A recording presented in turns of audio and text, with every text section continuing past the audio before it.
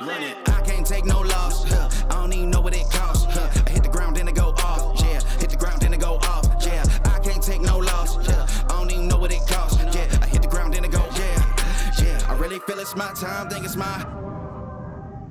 Salut à tous, bienvenue dans cette nouvelle vidéo. Je suis très heureux de vous retrouver aujourd'hui. Dans cette vidéo, on va faire la pré-réception de ce projet, de l'appartement qu'on est venu diviser en deux. Pré-réception parce qu'il est resté 2-3 petites retouches. Et là, l'idée, c'est avant de faire la réception finale, je suis venu passer, j'ai fait une liste un petit peu des dernières choses à faire. Et je me suis dit également qu'on allait faire une petite vidéo ensemble pour vous montrer l'appartement quasiment terminé et surtout pour vous montrer un petit peu qu'est-ce que ça rend du coup un appartement qu'on est venu diviser en deux. On va faire une bonne petite visite ensemble des lieux et ensuite, je vais vous parler un petit peu de chiffres, de spécificités, de challenges qu'on a pu avoir sur ce projet. Donc c'est parti, let's go!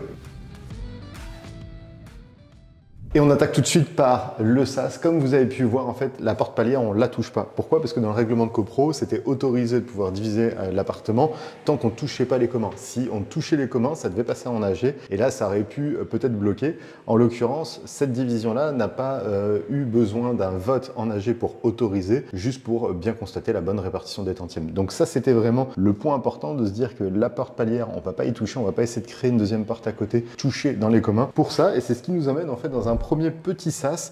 Donc on peut dire que c'est un peu de la place perdue parce qu'il y a quoi, 1-2 mètres carrés à peu près, un 5 je crois ou un 8. Ça peut être de la place perdue, mais au moins ça évite toutes ces complexités là. Et du coup on arrive tout de suite sur un sas. Dans ce sas, on a un capteur de mouvement ici, comme ça évite d'allumer, d'éteindre, d'oublier d'éteindre et ainsi de suite, et que ce soit galère. Et après on arrive directement sur les deux entrées des appartements. Donc on a la porte palière, le sas et les deux autres petites portes palières. Donc celui-ci, c'est un troisième lot qu'on est venu créer. Donc il y a un lot ici et un troisième. Mais ce lot-là a une jouissance exclusive uniquement pour ces deux autres lots. Évidemment, les autres voisins ne peuvent pas y passer parce que c'est juste pour ça. Donc ça, c'est intégré dans le nouveau règlement de copro, la nouvelle répartition, le nouvel état descriptif de division. Et voilà, au moins comme ça, c'est assez clair. Donc là, on va passer directement au studio. Et dans ce studio, la première chose qu'on peut voir, c'est l'estrade. Donc on parle beaucoup d'estrade aussi lorsqu'on fait des divisions. Point important, dès qu'on veut faire une estrade, c'est la hauteur sous plafond. On peut voir qu'ici, on n'est pas du tout impacté par voilà, le fait que si on est déjà à 2,50 m just et qu'on fait une estrade, bah évidemment cette partie-là sera plus écrasée, mais là en l'occurrence ça l'est pas. Et pourquoi on a fait cette estrade? C'est tout simplement pour faire passer tous les réseaux pour aller au niveau de la cuisine qui est là-bas, du lavabo, donc les évacs, la lime et ainsi de suite. Dès qu'on arrive dans cet appartement, l'idée aussi, pardon, pour revenir à l'estrade parce que c'est important, on aurait pu l'arrêter à différents endroits.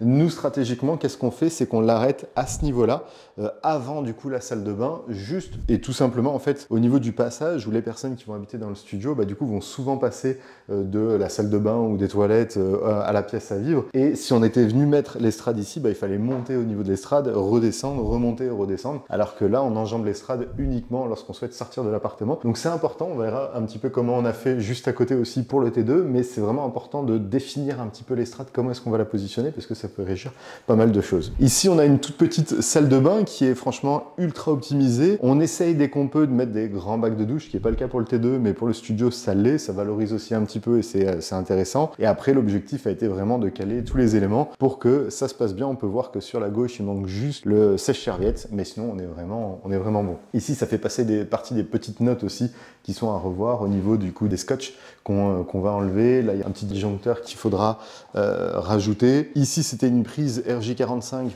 parce que du coup, ce sera tout le pôle multimédia où là, du coup, il y aura la télé, un petit meuble commode, on va dire, juste ici. Et là, une bonne cuisine. L'idée n'était pas de faire une petite kitchenette parce que sinon, ça aurait été compliqué, problématique et je suis pas très fan des petites kitchenettes. Donc là, on vient encore plus valoriser en prenant aussi, ça c'est un point qui est important, en prenant des meubles hauts qui soient haut également, pas prendre les plus petits meubles hauts parce que là comme ça fait du rangement. On est sur un studio qui fait 16-17 mètres carrés il me semble, donc pas un très gros studio, mais l'avantage d'avoir ça c'est qu'on peut avoir du rangement supplémentaire. Ici on peut voir le petit coin dîner, ici le canapé. Les acquéreurs vont sûrement mettre une mezzanine juste au-dessus, donc un lit mezzanine juste là, comme ça permettra vraiment d'avoir un studio qui est ultra bien optimisé. Et s'ils souhaitent, ils peuvent même transformer le canapé en canapé convertible et ça fait 4 couchages. On est à quelques minutes de la mer à pied, du tram tram de Nice. Franchement, on est super bien placé. Derrière moi, on peut voir une superbe terrasse. Donc, il y a quasiment 15 mètres carrés de terrasse en plein sud. Donc, ça, c'est vraiment un atout énorme parce que, en fait, ça vient doubler la surface de l'appartement. Et vu qu'on est dans le sud et qu'il fait quand même souvent beau, on est très souvent dehors. Et là, on peut très bien poser un petit salon de jardin, une table, des chaises, une plancha, des choses comme ça. Et vraiment bien profiter. Donc, ça, c'est hyper intéressant aussi d'avoir ce genre de produit sur Nice. Au-dessus, ici, donc ça, c'est ce qu'on essaye aussi très souvent de faire, c'est du rangement. L'idée d'un studio, c'est d'optimiser le rangement. Donc là, on est venu créer cette niche au-dessus pour tout ce qui est valises, cartons, tous les encombrants en fait qu'une personne peut avoir. Au lieu que ça traîne un petit peu de partout, et du coup, ça va être vraiment caché à l'intérieur. Et ça, c'est vraiment intéressant d'avoir ce genre de choses. Donc, qu'est-ce qu'on est venu faire? C'est simplement le plafond de la salle de bain, on est venu le mettre à 2,20 m, il me semble, ou 2,30 m. Et on a venu gagner du coup le reste de la hauteur. On va faire un petit coffrage, ou sinon ils mettront un rideau. Enfin voilà, ils se débrouilleront pour cacher ça. Mais le rangement, on n'en a jamais suffisamment. Donc plus on peut venir en créer, mieux c'est. Au même titre que les meubles hauts qui sont juste là. Au même titre que tous les meubles qu'on pourra mettre également ici. Donc voilà du coup pour ce qui était du studio. En tout cas, celui-ci est parti tout de suite au prix. On n'a même pas négocié. Il est parti même avant qu'on finisse les travaux. J'en parlerai un petit peu tout à l'heure aussi plus en détail. Mais voilà pour ce studio qui honnêtement est vraiment intéressant. Et dans les derniers petits trucs à faire, il y a évidemment le mitigeur à poser. Là au niveau élec, il y a juste à finir. Là il y a juste à mettre la prise. Voilà, il y a 2-3 petits trucs, mais c'est pas non plus énorme. Il y a quelques petits joints à faire au niveau de la crédence, mais on est vraiment pas très loin du compte. Maintenant on va partir sur le T2 qui est aussi très sympa. Je l'apprécie vraiment beaucoup.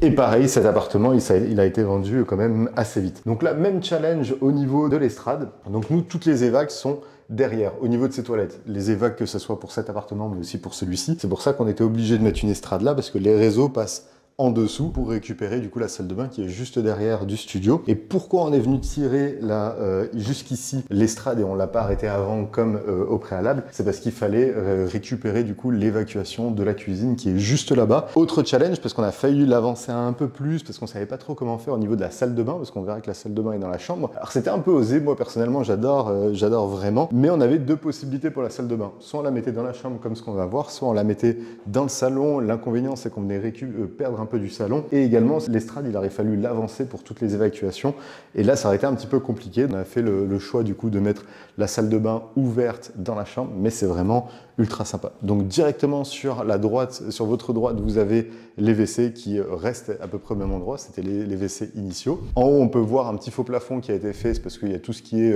VMC qui est juste au-dessus. Et après ici, et c'est vraiment ce qu'on voulait, c'est qu'on arrive directement sur une très grosse pièce à vivre. En plus on est plein sud, donc franchement c'est ultra lumineux. Et l'idée c'était essayer de trouver la fonctionnalité qui était la meilleure. Alors si vous vous souvenez, peut-être qu'on retrouvera des plans aussi.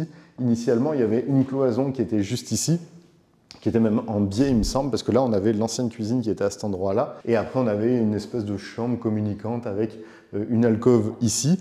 Et nous, on a décidé de tout péter, tout réouvrir, parce que c'est ce qui est vraiment recherché.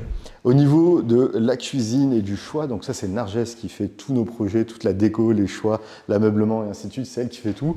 Elle m'a dit, écoute, on va essayer le bleu et le doré, on va voir ce que ça va donner avec du marbre. Et franchement, dites-moi dans les commentaires, mais moi je trouve ça vraiment canon, ce genre de finition. Donc évidemment, c'est encore un petit peu sale, il y aura un gros ménage de fin de chantier qui va être fait. Mais sinon, franchement, le rendu est vraiment ultra stylé. Et là, en l'occurrence, les acquéreurs ont eu un coup de cœur direct parce que ils ont vu l'appartement, la luminosité et ainsi de suite. Et ça, c'était vraiment ultra qualitatif. Là, dans le fond, on a une petite niche qui peut servir pour les personnes de mettre un lave-linge par exemple, parce qu'on peut récupérer les évacs qui sont juste ici, on peut faire du rangement, ils peuvent faire à peu près ce qu'ils souhaitent. Ici, on a également un accès sur la terrasse, et là, c'est vraiment cool parce que les deux appartements ont un usage exclusif. Chacun, du coup, c'est vraiment segmenté, mais chacun, du coup, a son utilisation de sa terrasse, et au même titre que le studio, ils peuvent se mettre un salon de jardin, une table, une plancha, et ainsi de suite. Et toujours pareil, on va venir récupérer entre 15 et 20 mètres carrés supplémentaires qu'on peut utiliser très souvent, parce que, voilà, comme je le disais encore tout à l'heure, on est dans le sud, et du coup, on est quand même très souvent dehors.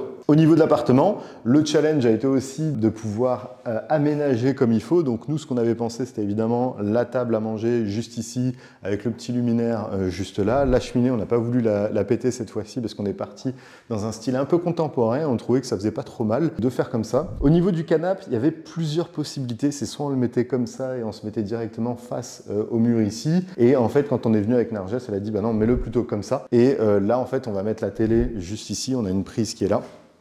On pourra mettre la télé sur un bras, du coup, amovible. Donc, dès qu'on est assis ici, on peut même la voir. Dès qu'on est en train de manger ou boire un café, on peut la voir aussi. Mais on avait hésité, du coup, sur comment est-ce qu'on peut faire. Et finalement, on met le canapé ici, un bureau, pourquoi pas dans l'angle à la place du lampadaire juste ici, une télé sur un bras amovible, un meuble télé, la table basse là, et là un beau tableau qui va se poser sur la cheminée. Et comme ça, normalement, ça devrait être assez intéressant. Et surtout que, alors quelquefois on le fait, parce que visuellement ça découpe une pièce, le fait de mettre le canapé au milieu.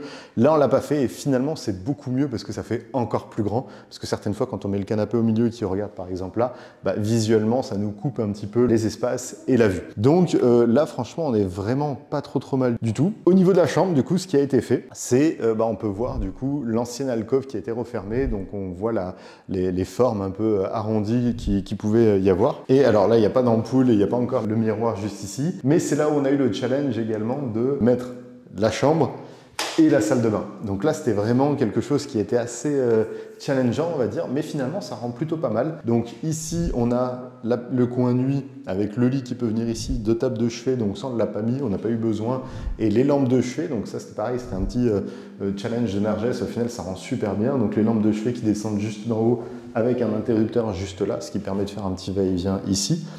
De ce côté-là, on avait prévu de quoi mettre une armoire pour du rangement, parce que toujours pareil, c'est important. Le meuble vase, très joli, en bois, un peu comme du merisier peut-être, ou du cerisier, ou quelque chose d'assez foncé.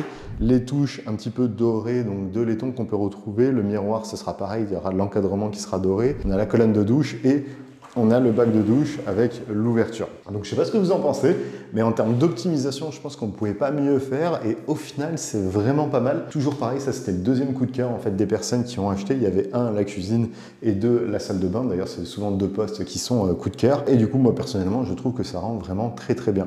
Donc voilà du coup pour ce qui était de la visite. En tout cas, j'espère que ça vous a plu. J'espère que ça vous a montré un petit peu comment faire. Surtout ce qui est bien, c'est que j'ai pu faire le avant, pendant et après sur la chaîne YouTube. Et là, l'idée, c'est que vous pouvez tout simplement dupliquer ce genre de process pour pouvoir acheter un bien et le diviser, même si c'est en copro. Toujours pareil, il faut faire une petite vérification au niveau de l'urbanisme et de la copro, mais c'est des choses qui sont faisables. N'hésitez pas d'ailleurs à me dire dans les commentaires lequel des appartements vous préférez. Est-ce que c'est le T2? Est-ce que c'est le studio? Pour ma part, je pense que c'est plutôt le T2, même si le studio est très stylé. Et d'ailleurs, les acquéreurs ont eu un gros coup de cœur et c'est pour ça qu'ils l'ont acheté tout de suite au prix sans même négocier. Mais le T2, pour moi, il est vraiment sympa parce qu'on a vraiment ce côté contemporain, un peu chic et qui est vraiment aéré. Donc personnellement, je suis assez fan. En termes de challenge qu'on a pu avoir du coup sur ce projet, donc on avait déjà signé à l'époque un premier compromis. J'avais fait une vidéo d'ailleurs sur le sujet, mais on avait signé un premier compromis pour la globalité et c'était des personnes qui voulaient qu'on arrête les travaux, récupérer les travaux, faire la division non officielle et l'exploiter en location courte durée. Ça nous a fait perdre 3 mois parce que finalement, ils se sont désistés au bout de 3 mois, ils n'ont pas eu le financement, même si on avait déjà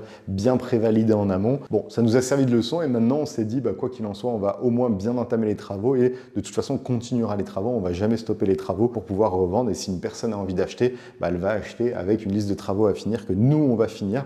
Et comme ça, si au pire, il se désiste, du coup, on perd pas de temps. Donc ça, c'était le premier petit challenge. Et après, il n'y en avait pas vraiment d'autres parce que tout s'est plutôt bien passé. Il y avait surtout une question d'agencement, mais ça qui a été très vite résolu au niveau, comme je disais, de la salle de bain. Soit on la mettait derrière dans la chambre, soit on la mettait ici. Finalement, on a fait ce choix-là. Et après, en termes de chiffres, alors, j'ai pas les chiffres exacts. Peut-être que je vais les refaire une dernière vidéo sur le sujet où je vous les donnerai, mais je sais qu'on avait acheté 175 plus 5 000 € de frais de notaire et on en avait pour entre 50 et 60 000 € de travaux, le temps de tout faire. Avec l'ameublement, il y en avait vraiment pour pas gros et on l'a revendu 119 le studio et 199 celui-ci. Donc je vous laisse faire le calcul, mais je crois qu'on tourne autour des 90 000 € de marge sur un petit projet comme ça et sur un budget d'acquisition à moins de 250 000. Donc ce qui est vraiment pas mal. Je sais pas ce que vous en pensez, mais en l'occurrence, c'est vraiment un projet qui est vraiment hyper intéressant et sur un bien qui était en annonce sur internet, donc c'était pas forcément du off-market et comme quoi avec un petit peu de réflexion, bah, c'est intéressant. Et pour l'anecdote d'ailleurs, il y a quelques abonnés qui avaient également visité ce projet. Donc je m'étais positionné, j'avais quand même fait une première offre, j'avais négocié et entre-temps, eux avaient visité aussi et ils n'avaient pas du tout visualisé la division et finalement, bah, c'est un projet qui est intéressant parce que eux ne s'étaient pas positionnés et nous, on l'avait fait aussi. Donc voilà du coup pour ce qui était de cette vidéo. En tout cas, j'espère que ça vous a plu, j'espère que cette visite presque finale vous a plu. N'hésitez pas à me le dire dans les commentaires. N'hésitez pas à liker cette vidéo, à la partager à des personnes qui aimeraient se lancer dans la division immobilière aussi et qui aimeraient voir ce qui est possible de faire. Comme je l'ai dit, il y a les vidéos avant, pendant et après. Et n'hésitez pas à vous abonner également. Si ça vous intéresse, vous pouvez aussi prendre un rendez-vous téléphonique directement avec nous pour voir si on peut vous accompagner pour vous lancer en tant que marchand de biens. On a un club qui accompagne, qui forme des personnes à se lancer et en même temps avec Club NDE Capital on peut s'associer sur vos projets, que vous puissiez réduire les risques et être aussi accompagné de A à Z, de l'achat, le financement, la revente et ainsi de suite. Donc si ça vous intéresse, n'hésitez pas à regarder dans la description, prenez un appel avec nous et on peut voir si on peut vous accompagner ou non. Et moi je vous dis à très vite pour de prochaines vidéos. Ciao ciao.